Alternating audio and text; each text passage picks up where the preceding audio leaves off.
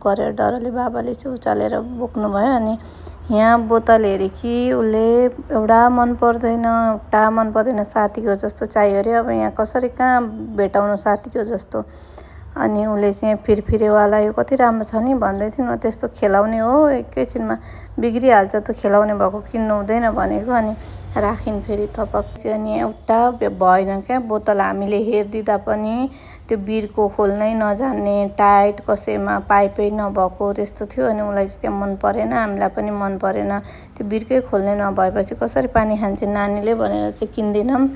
उसले चाहिँ हेरिराखेकी थियो अझै। त्यहाँ बोतल राम्रो पनि थियो तर पाइप बिनाको थियो। अनि पाइप बिनाको उसले खानु जान्दिनँ, सर्काउँछ भनेर नकिनिदिकन हामी चाहिँ जाउँ भनेर आएको। त यहाँ अब आएपछि खेलाउने के ज्यामिति बक्स चाहियो अरे। ज्यामिति बक्स चाहिँ 5वटा छ होला घरमा।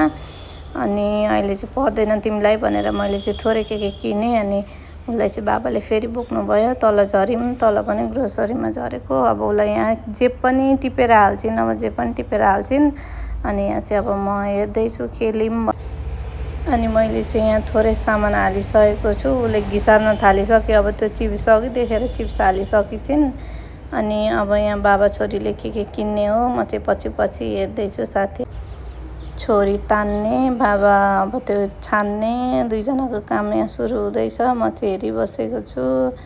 अब यहाँनिर के अलिअलि सामानहरू किन्छौँ। यहाँ टुपिएम आएछ, मैले खाने खालको चाहिँ थियो। मलाई चाहिँ टुपिएम मात्रै मनपर्छ कि अरू थोक चाहिँ मन पर्दैन। कति रहेछ उयोहरू पनि, करेन्टहरू पनि, चाउचाउहरू पनि। अनि उसले चाहिँ जुसहरू, बाफ्रे जुस देखेर अघि कुदेर गएर जुस टिपेर ल्याइसकेपछि।